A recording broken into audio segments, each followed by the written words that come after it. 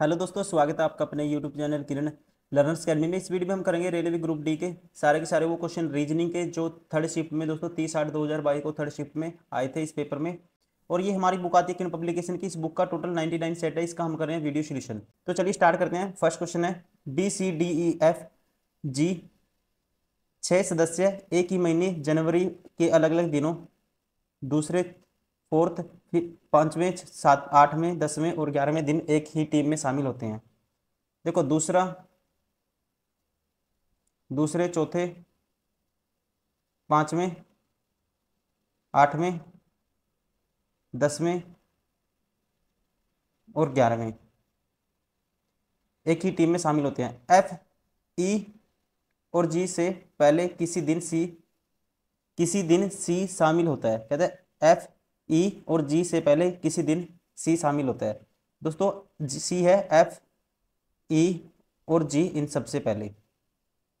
B F से B F से ठीक पहले शामिल होता है। बी है जो एफ से ठीक पहले, मतलब कि बी और एफ का साथ में पेयरिंग है।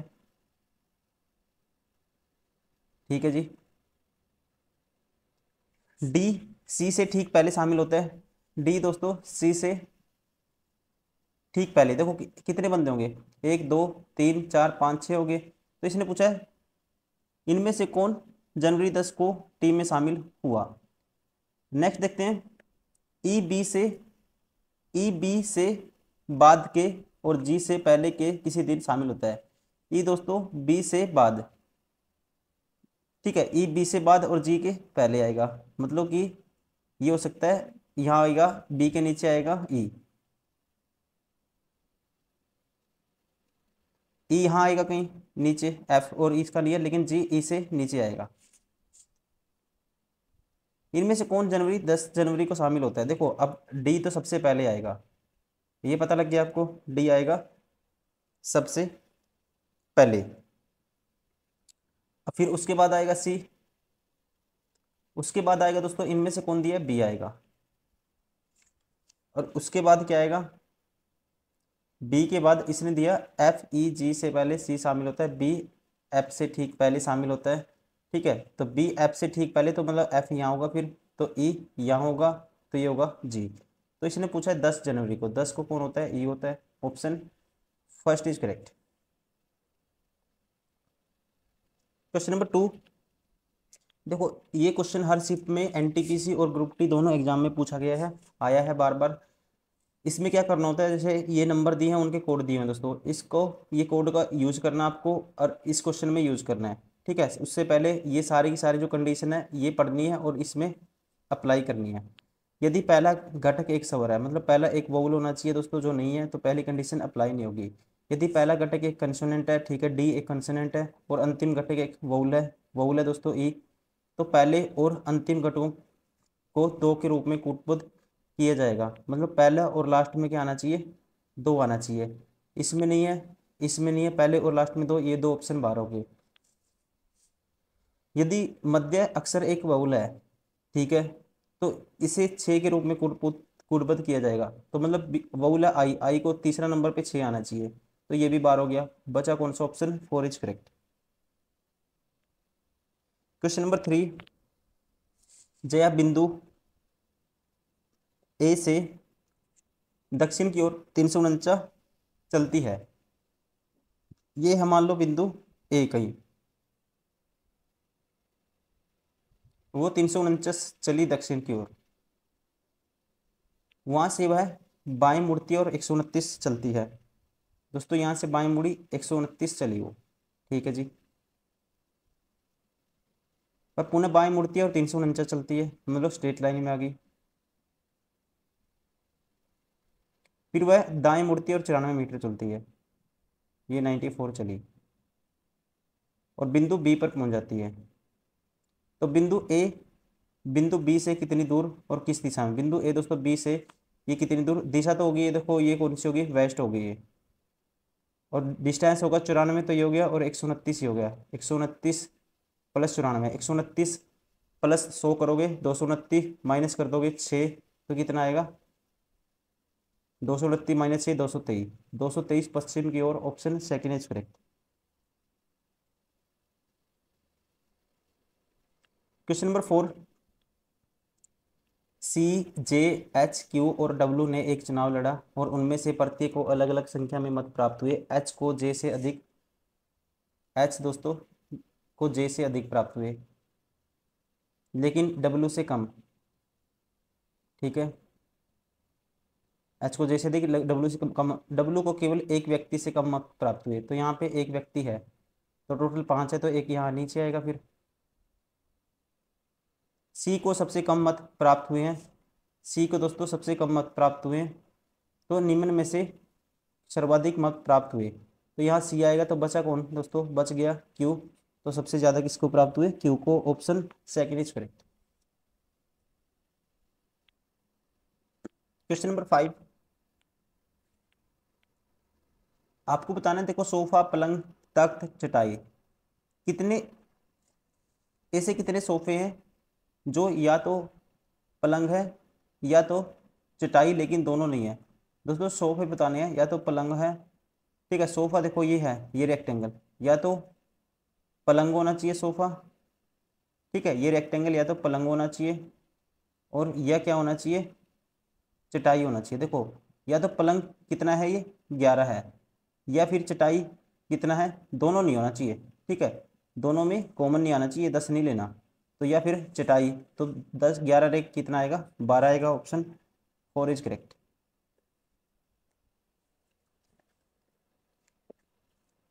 क्वेश्चन नंबर 6,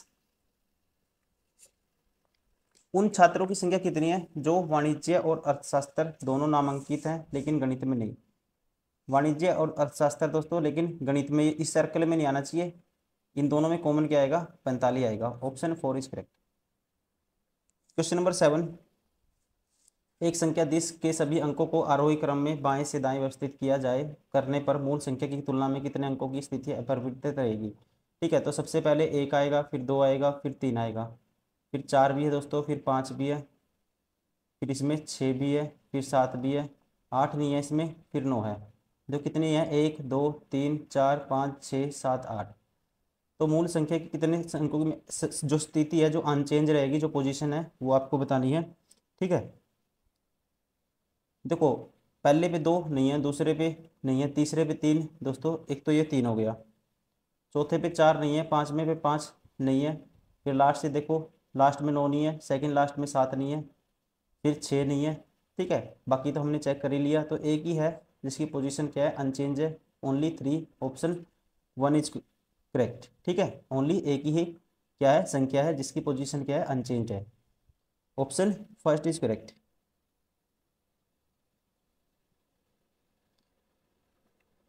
क्वेश्चन नंबर 8, यदि कन्फर्म के सभी अक्षरों को वर्णानुसार में, मतलब अल्फाबेटिकल ऑर्डर में अरेंज किया जाए तो कितने अक्षरों की स्थिति अपरिवर्तित रहेगी। तो सबसे पहले इसमें क्या आएगा, देखते ही पता लग जाएगा, पहले तो सी आएगा दोस्तों। ठीक है, क्या आएगा, सी आएगा, फिर उसके बाद इनमें से कौन आता है, एफ आता है, सी एफ, एफ के बाद आएगा आई, आई के बाद इनमें से कौन है, एम है, फिर एन है, फिर ओ है, फिर आर है। अब देखो पहले पे तो सी, यहाँ भी सी है, दूसरे पे एफ नहीं है, तीसरे पे आई नहीं है, चौथे पे एम नहीं है, पांचवे फिर एन नहीं है, फिर ओ नहीं है, फिर लास्ट में आर नहीं है दोस्तों। तो एक ही है, सी, ओनली 1 लेटर। तो राइट आंसर होगा ऑप्शन सेकंड।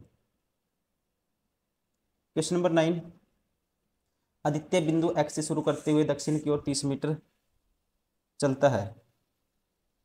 ये मान लो बिंदु एक्स है, दक्षिण की ओर 30 मीटर चला वो। ठीक है जी, फिर वह बाएं मुड़ता है और 20 मीटर चलता है। यहाँ से मुड़ेगा वो बाएं, 20 मीटर चलेगा। ठीक है जी, फिर वहाँ से दाएं मुड़ता है और 10 मीटर चलता है। ठीक है, फिर पुनः वह दाएं मुड़ता है और 40 मीटर चलता है। मतलब कि 40 मीटर चलेगा दोस्तों, 20 तो ये हो गया यहाँ तक, और 20 आगे निकल गया ये। अंत में वह अंतिम बार दाएं मुड़ता है और 40 मीटर चलता है। अब 40 चलेगा वो, देखो 10 तो ये था, 30 ये था, मतलब जो स्टार्टिंग पॉइंट है उसकी सीधे में पहुंच गया ये, वाई पर पहुंच जाता है। ये है बिंदु वाई। तो बिंदु एक्स वाई से कितनी दूर है, बिंदु एक्स है दोस्तों, ये है वाई, ये डिस्टेंस कितनी है, 20 है। और किस दिशा में, बिंदु एक्स बिंदु वाई से किस दिशा में दोस्तों, ये डायरेक्शन ईस्ट होगी, 20 मीटर पूर्व।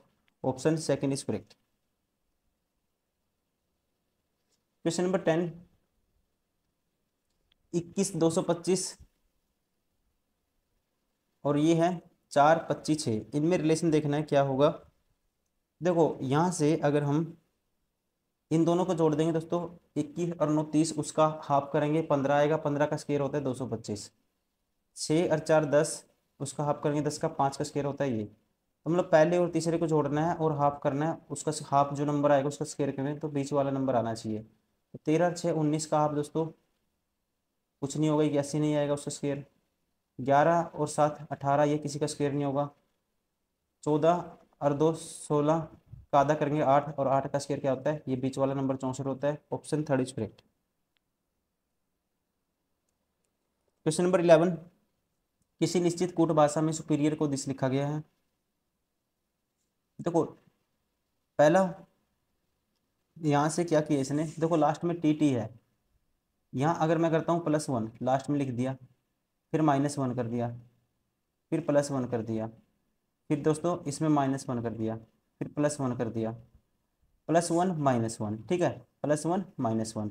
तो ऐसे ही करेंगे, +1 करेंगे तो लास्ट में टी आना चाहिए, ये ऑप्शन बार हो गया। -1 करेंगे तो फिर सेकंड नंबर पे क्या आना चाहिए, देखो +1 किया टी आएगा लास्ट में, तो -1 करेंगे, 20 - 1 19, तो क्या आना चाहिए 20 - 1 19।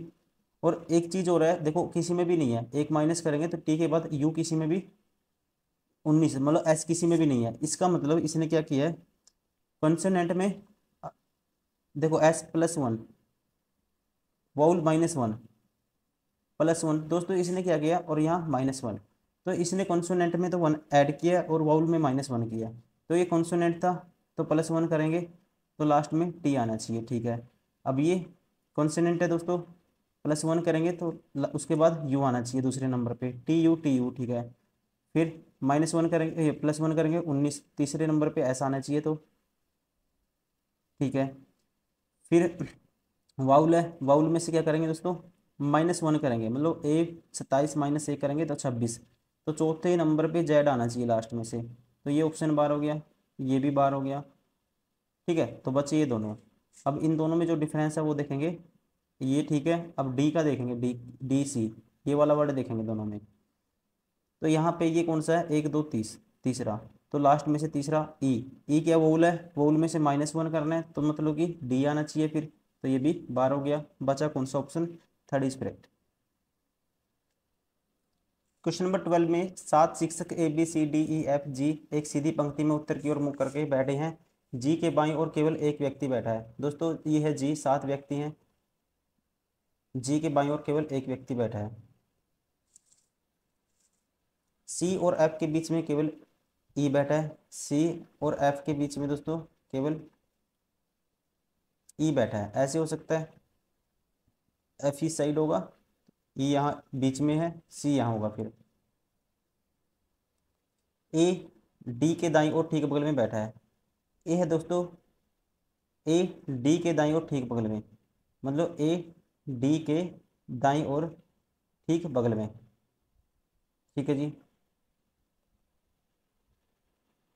तो मतलब 7 हैं तो 7 तो हो गई, ए डी के दाईं ओर ठीक बगल में, एफ और डी एक दूसरे के ठीक बगल में बैठे हैं, एफ और डी दोस्तों एक दूसरे के ठीक बगल में बैठे हैं, एफ और डी क्या बैठाने हैं आपको, एक दूसरे के बगल में, तो ये होगा देखो, ये होगा डी, ये होगा ए फिर, और इस कंडीशन में यहाँ डी मान लो, ये होगा ए।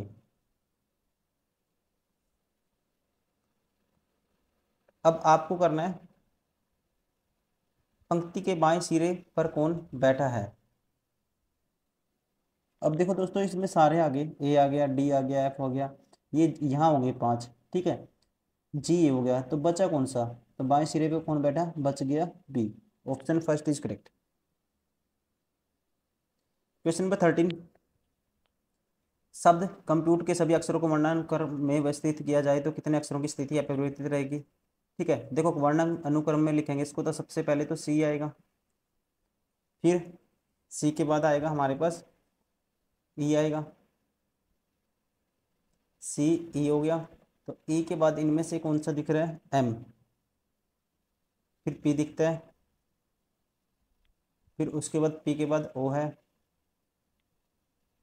सी ई एम, सॉरी पहले ओ आएगा फिर आएगा पी, फिर दोस्तों इनमें टी और यू, तो पहले आएगा टी फिर आएगा यू।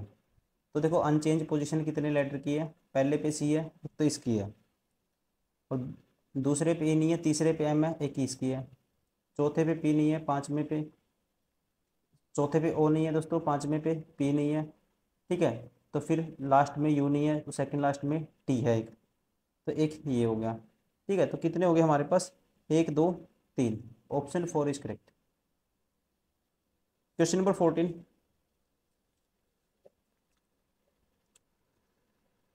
LUNPXP, LUNPXP, तो इसने क्या किया, देखो +4 +3 +2, +4 +3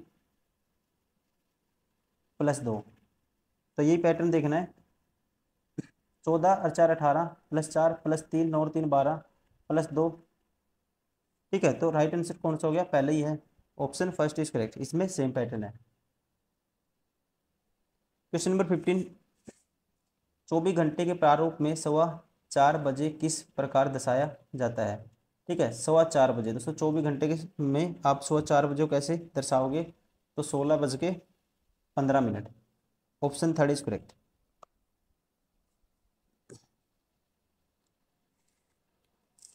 क्वेश्चन नंबर 16, 11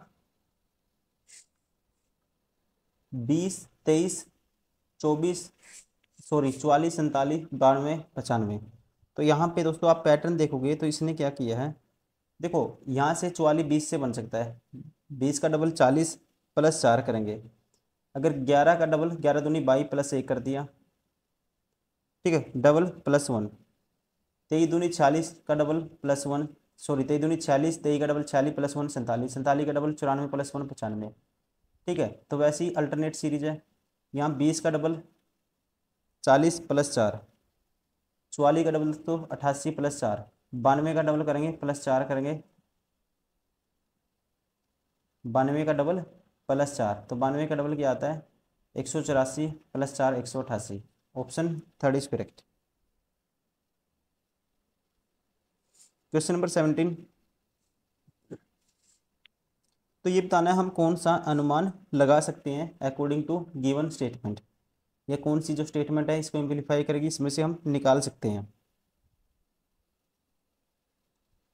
यदि हम इस सप्ताह के अंत से पहले सभी स्थानीय समाचार पत्रों में अपने नाटक का प्रचार करते हैं, तो हम इस सप्ताहांत होने वाले अपने नाटक के लिए अधिक टिकट बेचेंगे। सेट डी में एक नाटक निर्देशक, सेट डी में समाचार पत्र कंपनियों विज्ञापनों का अंतिम रूप देने और उन्हें प्रकाशित करने में 1 सप्ताह से कम समय लेती है। दोस्तों ये हम कह सकते हैं इसके बेस पे, जब उसने 1 सप्ताह बचा हुआ है और इसी अकॉर्डिंग उसने ये बात बोली है, ठीक है। अगर हम इस सप्ताह करते हैं तो इसका मतलब इस टाइम इतने टाइम में कर देंगे, अनुमान लगा सकते हैं हम, ठीक है, मार्केटिंग वो कर देंगे इतने टाइम में। सर डी में ज़्यादा लोग नाटक देखना पसंद नहीं करते हैं, दोस्तों ये इसमें कोई बात नहीं हुई कि सर डी में नाटक देखना ये अलग स्टेटमेंट है, तो ओनली वन इम्प्लीफाई करेगी, तो केवल एक अनुमान लगाया जा सकता है, option first is correct. Question number 18, कुछ व्यक्ति उत्तर की ओर मुंह करके एक पंक्ति में बैठे हैं, क्यू के बाईं ओर केवल पी बैठा है, क्यू के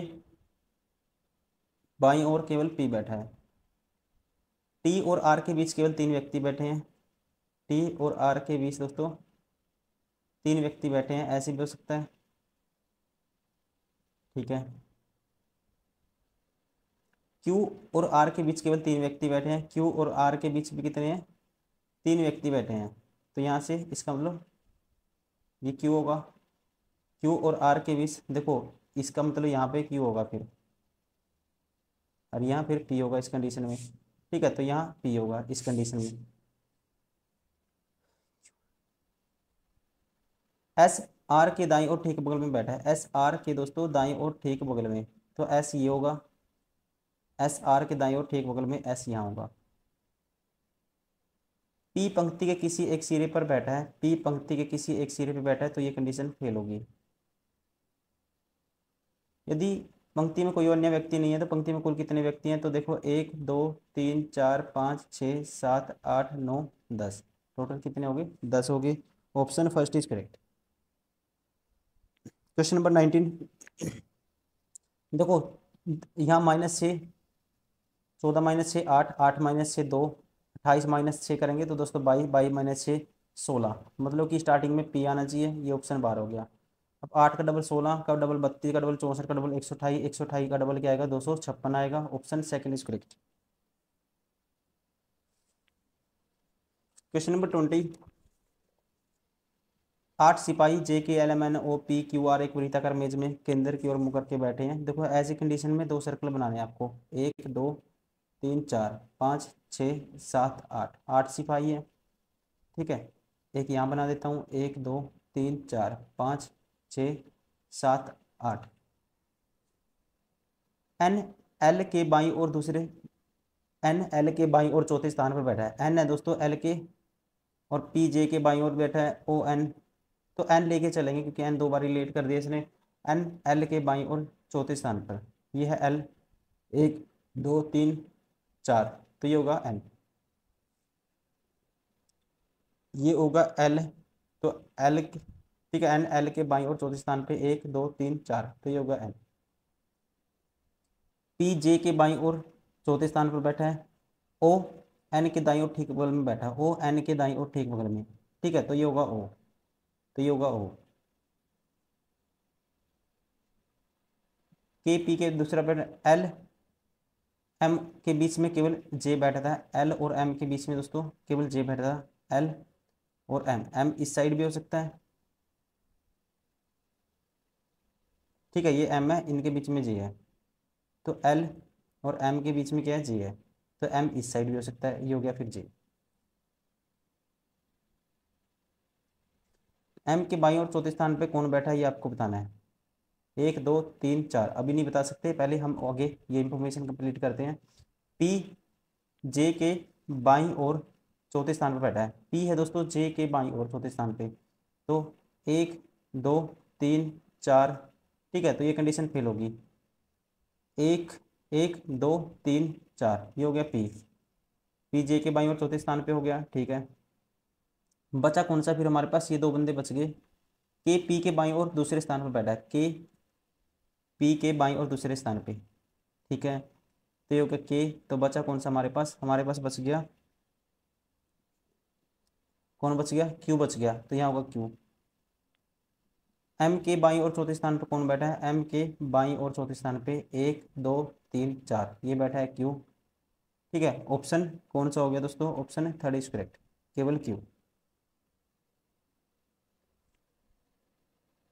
क्वेश्चन नंबर 21, कौन सा इसके आधार पे ट्रू है वो आपको बताना है। कहता है एम ग्रेटर देन एन, दोस्तों सिंबल आपस में क्या है, देखो अपोजिट है, तो ये बार हो गया। एन लेस देन है ई, यहाँ से साफ दिख रहा है आपको, देखो एन क्या है, लेस देन है ई, ठीक है, क्योंकि यहाँ पे एफ की जगह ई रखोगे तो एन क्या है, इससे एन से बड़ा जे है, जे से बड़ा ई है, तो एन क्या होगा, छोटा होगा ई से, ऑप्शन सेकंड इज करेक्ट।